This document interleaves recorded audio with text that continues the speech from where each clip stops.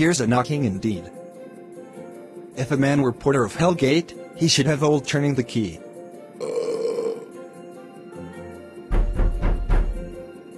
Knock, knock, knock. Who's there in the name of Beelzebub?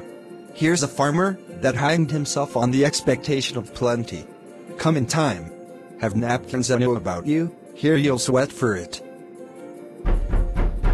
Knock, knock. Who's there, in the other devil's name? Faith, here is an equivocator that could swear in both the scales against either scale, who committed treason enough for God's sake, yet could not equivocate to heaven. Oh, come in, equivocator. Knock, knock, knock. Who's there? Faith, here is an English tailor come hither, for stealing out of a French hose. Come in, tailor. Here you may roast your goose. Knock, knock. Never at quiet. What are you? But this place is too cold for hell. I'll devil porter it no further. I had thought to have let in some of all professions that go the primrose way to the everlasting bonfire.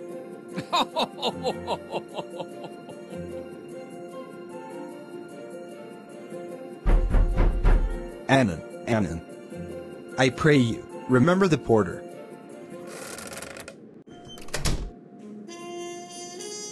Was it so late, friend, you went to bed, that you do lie so late? Faith, sir, we were carousing till the second cock. And drink, sir, is a great provoker of three things. What three things does drink especially provoke? Mary, sir, nose painting, sleep, and urine. Lechery, sir, it provokes. And unprovokes. It provokes the desire. But it takes away the performance.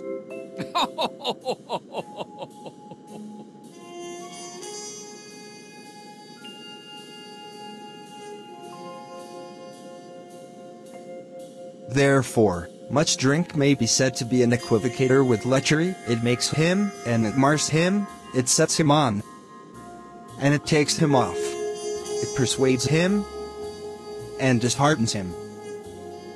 Makes him stand to, and not stand to. In conclusion, equivocates him in a sleep, and, giving him the lie, leaves him. I believe drink gave thee the lie last night. That it did, sir, in the very throat on me. But I requited him for his lie, and, I think, being too strong for him, though he took up my legs sometime, yet I made a shift to cast him. Is thy master stirring?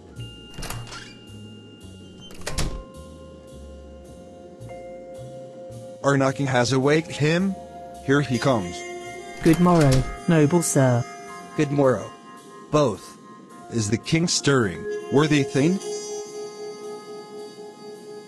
Not yet.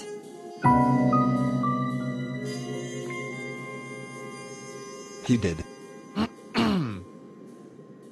Command me to call timely on him. I have almost slipped the hour. I'll bring you to him. I know this is a joyful trouble to you. But yet 'tis one. The labor we delight in physics pain. This is the door. I'll make so bold to call, for 'tis my limited service.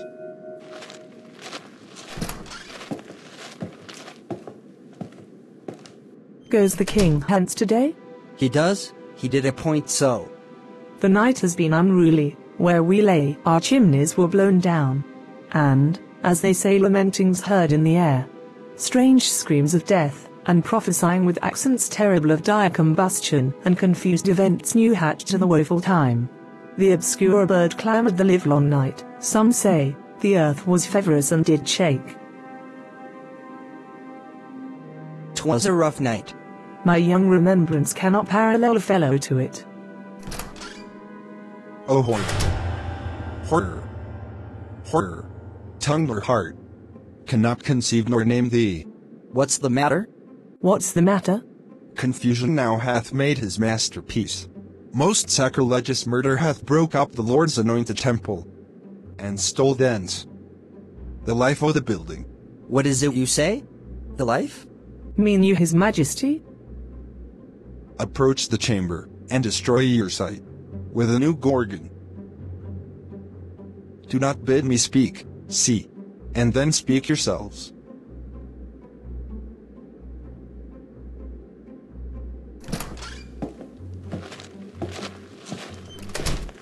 Awake, awake. Ring the alarm bell. Murder and treason. Banquo and Donalbain. Malcolm. Awake. Shake off this downy sleep, death's counterfeit, and look on death itself. Up, up, and see the great doom's image. Malcolm. Banquo.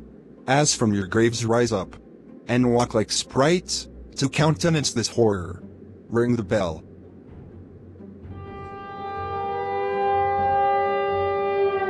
What's the business, that such a hideous trumpet calls to parley the sleepers of the house? Speak. Speak.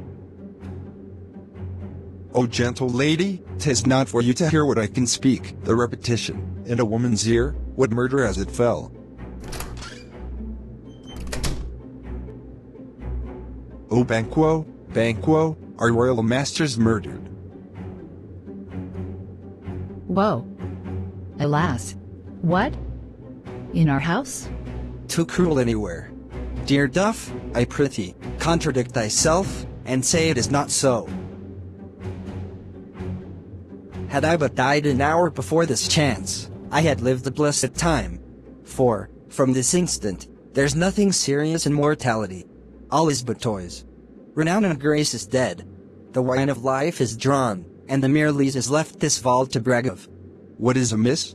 You are, and do not know it. The spring, the head, the fountain of your blood, is stopped. The very source of it is stopped. Your royal father is murdered. Oh, by whom?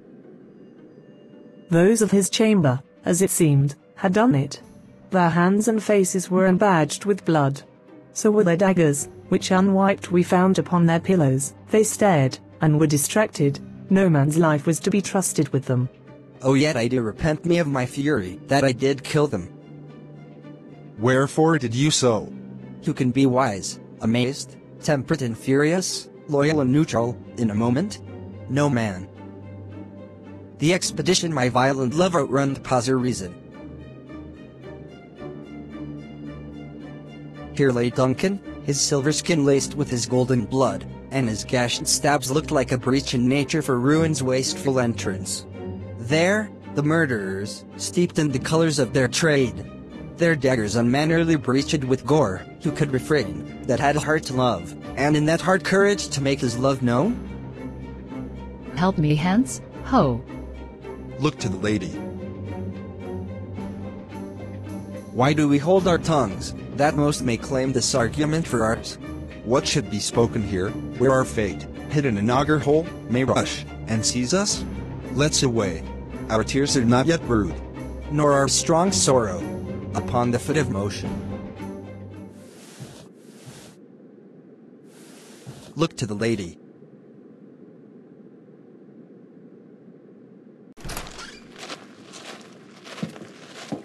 And when we have our naked frailties hid, that suffer in exposure, let us meet, and question this most bloody piece of work, to know it further.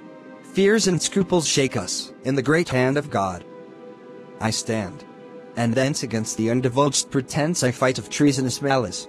And so do I. So all. So all. So all. So all. Let's briefly put on manly readiness, and meet in the hall together. Well contented? Well contented. Well contented. Well contented. Well contented. What will you do? Let's not consort with them. To show an unfelt sorrow is an office which the false man does easy. I'll to England. To Ireland, aye. Our separated fortunes shall keep us both the safer. Where we are, there's daggers in men's smiles. The near in blood, the near bloody. This murderous shaft that's shot hath not yet lighted, and our safest way is to avoid the aim. Therefore, to horse. And let us not be dainty of leave-taking, but shift away. There's warrant in that theft which steals itself. When there's no mercy left,